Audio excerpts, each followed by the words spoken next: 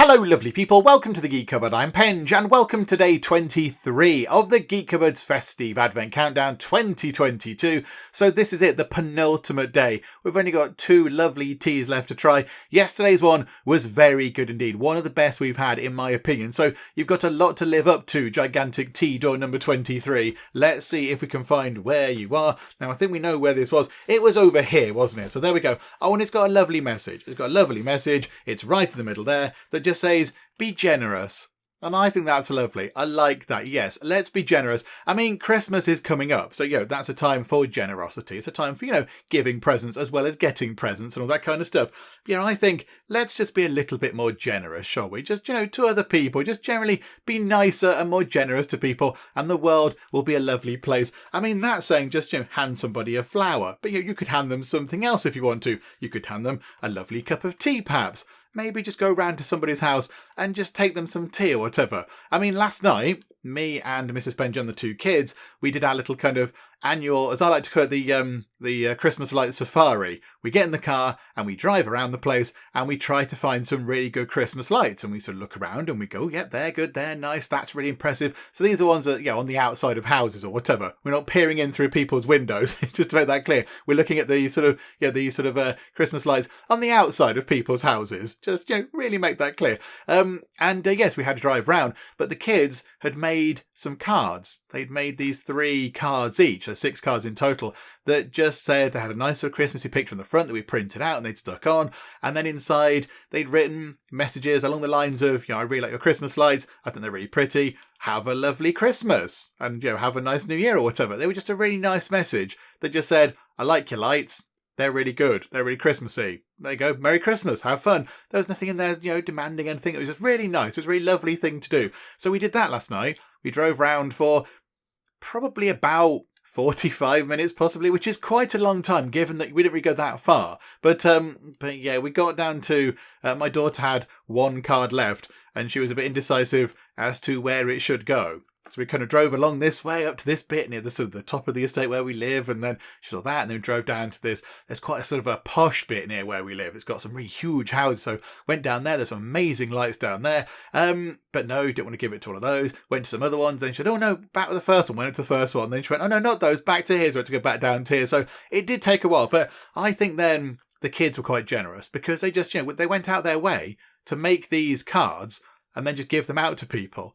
And it was just really lovely. It was really nice. It was a very lovely thing to do. So well done, kids. That was quite generous as well, because the idea being that, it's Christmas, just put a smile on somebody's face. They might have got that and opened it up and gone, we've got a card here from someone I don't know. And it just says, I like your Christmas lights and they're very pretty. Happy Christmas. Happy New Year. That's lovely.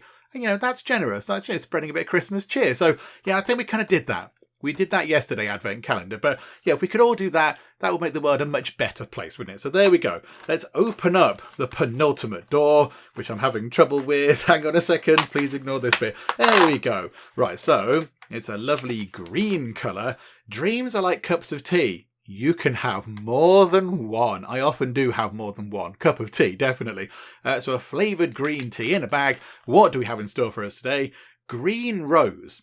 Okay, vibrant green tea blended with rose petals and tropical fruits for a bold taste sensation.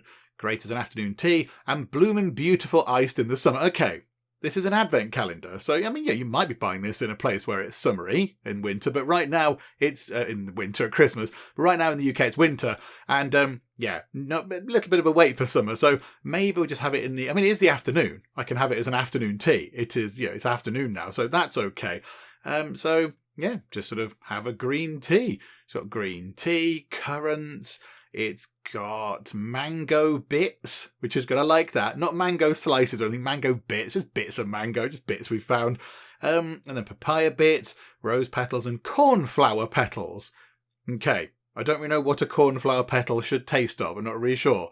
Cornflower in my head is just kind of like a thickening agent type thing. But, okay, it sounds very nice. A lovely kind of very sort of fruity sounding green tea. So it sounds very lovely. We need to go and make it. And to do that, we have to go to the kettle. And here we are with our lovely freshly brewed cup of green rose tea, and it does look like a green tea, no great surprise there, because, it is a green tea, but it's got that kind of lovely cloudiness that a green tea has. It does look good. And in terms of how it smells wonderful. It smells really fruity. It reminds me of a tropical cordial. So if you have a sort of a tropical cordial drink, where you pour a little bit of the sort of very sweet, sugary, syrupy stuff into a glass and then add water, that kind of thing. It smells like that. It smells like a sort of a tropical cordial drink type thing. We call it squash in the UK, but not many people call it squash, I don't think. So like a tropical cordial, tropical squash, whatever you want to call it. But it does smell really good. You can definitely smell mango. You can smell that. I can't think what else there was. What else was there? Hang on, remind me. So there's currants. Okay, probably can't smell those. I don't know if they have a particularly distinctive smell, currants. And then, mango bits. Can smell that. Papaya bits. Okay, might be able to smell a bit of that. That might just be sort of, adding to the general kind of fruitiness of the smell. Okay, right, so it smells really good. Now, how does it taste? Here we go. Let's have a taste, and let's hope it tastes as good as it smells.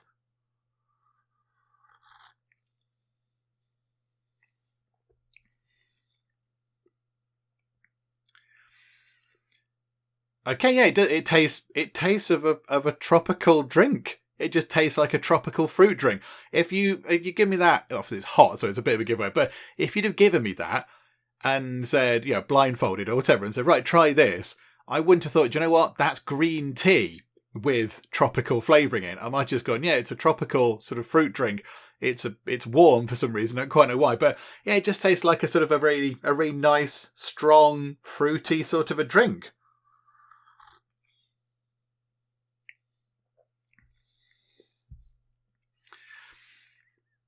Yeah, okay. I mean, it's quite a strong flavour. It's not massively strong. It's not overpowering. I'm not sort of thinking, oh my goodness me, it's too strong to drink.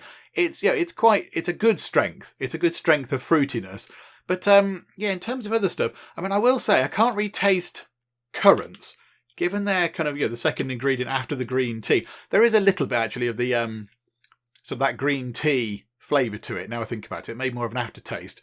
So maybe I would have been able to work out possibly that it was tea had I been told to drink this blindfold. But that's okay. You can taste a little bit. Yeah, it's got that kind of green tea, sort of more aftertaste to it.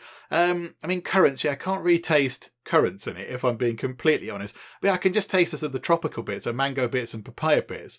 I mean, it's got 1.5% rose petal ingredients. Can't really taste that. Maybe it helps sort of balance the flavours out or brings other flavours out. I don't know. But can't taste that. And then cornflower petals. I don't know what they're supposed to taste of. So I might be able to taste them, but I've got no idea that I am tasting them. So, okay. I mean, it's nice. It does exactly what it says on that packet there. It's a fruity, tropical drink, and it's quite nice. It's quite easy to drink. Yeah. It's really nice. It just tastes it's quite refreshing. It's quite nice. It's quite sort of clean and fresh and crisp. It's a nice, fruity cup of green tea. So there we go. I like this one. I don't think it's going to be up there on some of the best ones. It wasn't it's not as good as yesterday's one, which I think was particularly brilliant. But it's nice. It's a lovely, lovely cup of tea. It's a nice cup of green tea. And I approve of this one. It can get a thumbs up. Yeah, there we go. Thumbs aloft.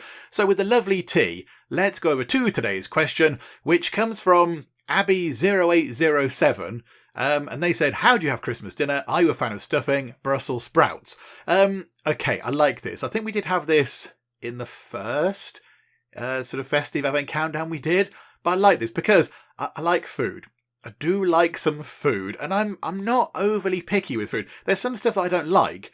But as a general kind of rule, I do like to have most food. And I will try most things. But I mean, Christmas dinner is... here in the UK, now in America, in the USA, you have Thanksgiving. And Thanksgiving is that's your big kind of feast, isn't it? That's when you have all the stuff. That's Christmas over here, because we don't have Thanksgiving in the UK, of course. So Christmas dinner it's the king of roast dinners. Like the Sunday roast, the sort of classic English/British Sunday roast, is the king of roast dinners. And the Christmas dinner is the king of all the roasts. It's the head honcho number one. It's wonderful. So yeah, I do like a Christmas dinner. I love Christmas dinner. See, Christmas is in my mind partly about it's changed a bit now. I'm sort of now I'm a parent. It's kind of more about the kids having fun, making sure they remember it and having a good time and playing with the kids and being there for them on Christmas Day, because it's a super special day, Christmas Day. When you're little, when you're a kid like they are, Christmas Day is like a magical time. So we're there for them. And then also it's about the food. It's about the children having fun, and it's about family and about food. I like Christmas dinners, and I like all the food you get at Christmas. You get the chocolate and you get the cheese. Oh, I love a cheese ball. We'll come to that in a second. Hang on, I'm getting ahead of myself. So we are having Christmas at our house again this year. So Mrs. Penge and I will be there. The two kids will, of course, be there. And then we shall have Mrs. Penge's parents, so my in-laws, and also Mrs. Penge's grandma. So great gran is going to be round as well, which is wonderful. So we'll have 7 people round our place, and that's okay. We can cope with that. We can handle 7 people. That's not too bad at all. And I will be doing the cooking. I don't mind that. Now, despite what you might have seen on Cooking Simulator, I'm actually okay in the kitchen. I'm okay at actually cooking real food in real life. Maybe not on Cooking Simulator, but actually properly, I can cook food okay. So yeah, it'll be me doing the cooking. So in answer to how do you have Christmas dinner, because that actually is the first part of the question, we have it with, I was going to say we have it with turkey, but that's not technically correct, or is it? We have it with a cockerel. So we have the male of the turkey species rather than the female of the turkey species, because apparently that's better. It's got better meat, you get more meat, and it's it's not quite as dry and such like, I am told.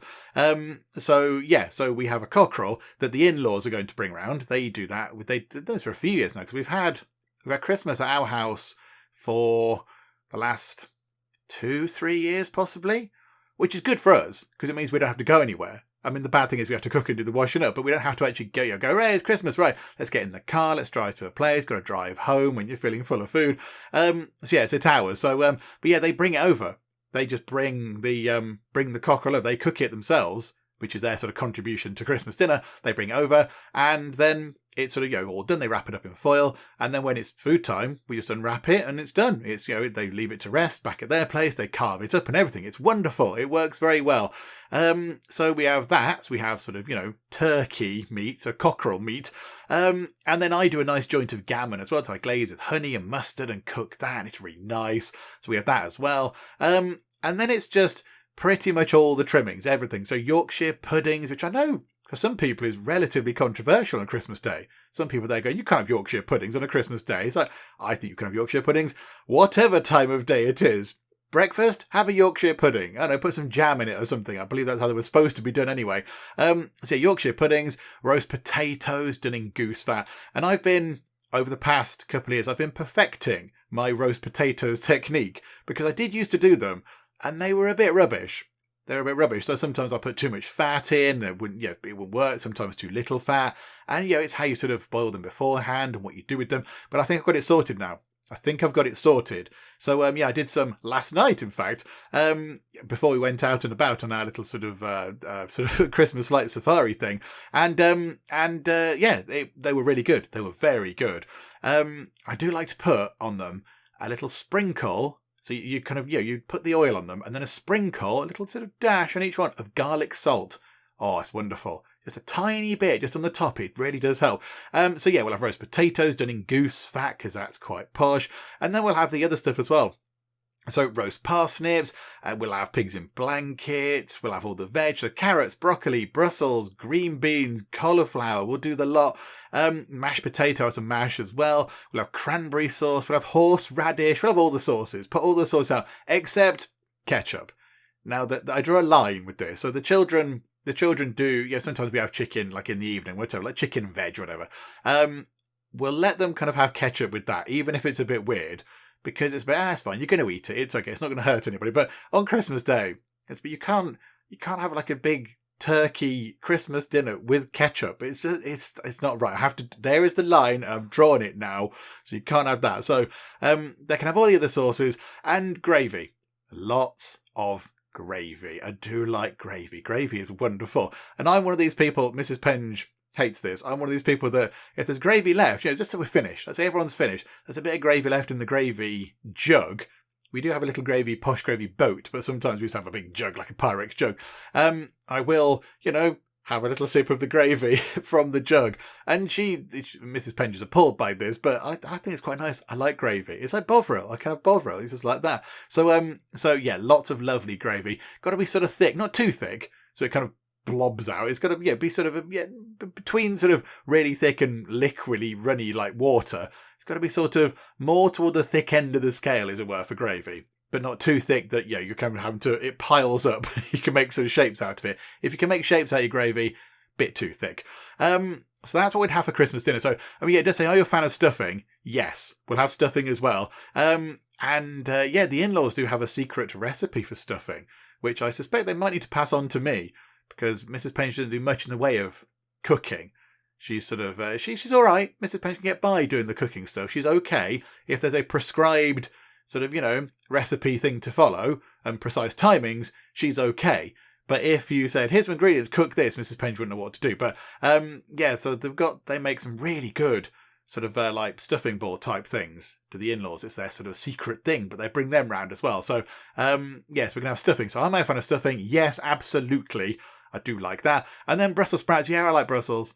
I do like Brussels. We might have a mix possibly. We might have some Brussels on their own and then Brussels with bacon bits. Because that's also good. I do like that. Because, when you've got yourself turkey meat and pigs in blankets and you've got a bit of gammon, what you need is some more meat on there, isn't it? You need some bacon as well. I just thought that people might not know what pigs in blankets are. I'm saying, pigs in blankets really casually, but maybe that's just a UK thing. So they're like little cocktail sausages, so very small sausages, so thumb size possibly, shall we say, and then they're just wrapped in bacon. They're just wrapped in bacon, and it's really good. You cook them so they get all crispy. The bacon's all crispy. Oh, they're really good. They're really good. Pigs in blankets are fantabulous. So yeah, and then for afterwards, so for dessert, we'll probably have like a Christmas pudding, and we'll probably have, I don't know, some cheesecake or whatever, some trifle or something. But then we will have the all-important cheese board. Very important that we have to have a cheese board, because I am a gigantic fan of a cheese board.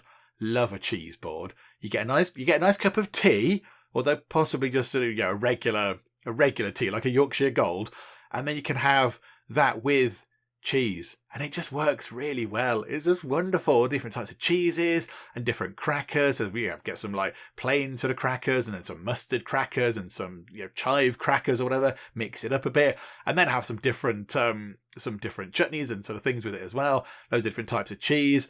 That's going to happen. That's going to happen. I've got to do the shopping tomorrow as I record this. So it's tomorrow as I record this, but I'm recording this a day in advance to try and get stuff done because, it's Christmas and everything's busy. It's today. I would have done the shopping today as this video goes out. I might well be there right now in the shop as this video goes out. Who knows? Time travel-y, wibbly wobbly. Yes. So I'll be getting a cheese board because cheese boards are fantastic and I have to have one at Christmas because, that's what I like. I love a bit of cheese. And I think that's kind of it. And then, later on in the evening, we'll have some that sort of picky stuff. We'll have some of the leftover meat and some cheese and crackers and a bit of bread, possibly. Nothing exciting, nothing like extravagant or whatever. We just sort of have a little pick at some things, get some crisps and some snacks and savoury bite type things, and that'll be kind of it. That'll be it. I should possibly go while we're talking about Christmas food. There's a sort of a thing that I do that Mrs. Penge was confused about. So when I met Mrs. Penge, we had our sort of first Christmas together many years ago now. And she was really confused about what I had for breakfast on Christmas Day. So I grew up in Leicestershire, in England, which is very much in the middle. And one of the things they do there, which I think it was quite a big tradition once upon a time, maybe it's kind of fizzling out a bit, but one of the things they do there, and possibly in other parts of the country, but in Leicestershire, there's a place called Melton Mowbray, and they make really good pork pies. So a pork pie is kind of like I don't know what the outside. I've now got myself in trouble here. So it's like a sort of a meat. It's not hot. It's like a cold. You have it cold, but it's got. You have to Google it. It's got meat sort of on the inside, then like a layer of sort of jelly type stuff on the top, and then it's in like a sort of a. It's not like crumbly pastry. It's kind of like thick. It's like suety sort of pastry, I suppose. And they're really good. I love a pork pie. Is fantastic. I love a pork pie. And Melton Mowbray is quite famous for making very good pork pies. And so because I grew up in Leicestershire, and Melton Mowbray is in Leicestershire, I always used to, from as long as I can remember, used to have pork pie for breakfast on Christmas Day. Because I thought that was what everyone did. I thought that was, it's Christmas, you have pork pie. So my friends did it. And it was kind of just the thing. You had pork pie and a bit of bread or something. But that's what I thought everyone did. Because as far as I was aware, everyone did do that. That was what we did, and it seemed completely ordinary. And then Mrs. Penge was at our house, whatever, with the parents. And I was going, right, do you want some breakfast? I hand a pork pie, and she was sort of, what? What do you mean? What is this? Why are you doing this? But no, it's a specific thing that I think might be an old tradition that might be fizzling out now, but I still do have that. I have a bit of pork pie for breakfast because that's what I do, because it's tradition. I always have done, and I probably always will do. So yeah, on Christmas Day, I'll have a little bit of pork pie as well in the morning. Just, start things off, start the foodie day off. But yeah, I mean, maybe other parts of the UK still do that. Maybe you do that if you're listening. I've got no idea. But yeah, I will start with a bit of pork pie. And then, then presents, then Christmas dinner, and then a bit of a gap in the afternoon where we'll, who knows what the weather's like. We'll go for a walk, possibly. We'll go out on the street, go on bikes, whatever. And then evening, sit and just sort of sit about, have some snacks, watch a bit of TV. Then the kids go to bed and then watch a bit more TV, pass out on the sofa. It'll all be fine. So that's kind of the Christmas plan. That is the Christmas plan. So yeah, hopefully that does answer the question. I think we've given quite an in-depth answer on what we're having for Christmas dinner, including all of the everything else as well, and breakfast and all the other stuff. So I think, I'm fairly certain that does cover the answer to the question, and also adds quite a lot more stuff too. So there we go, wonderful stuff. The question is answered. I've got quite a nice, lovely, fruity cup of tea to go back to, so I think we can wrap things up for now for the penultimate time. So for now, thank you very much for joining me on day 23 of the Fes-tea-ve Advent Countdown 2022, and I'll see you next time. The city of Cupboard, it can be full of geeks, very loyal geeks to me. It's this sort of stripy hill. That's interesting. Oh, a stripy mountain. Sorry, I downgraded you to a hill. Just really irritate the Norwegians. Everyone had gold. People were lying on beds of gold. They were eating gold. They were trying to wash their hair with gold. There was gold literally everywhere in our empire.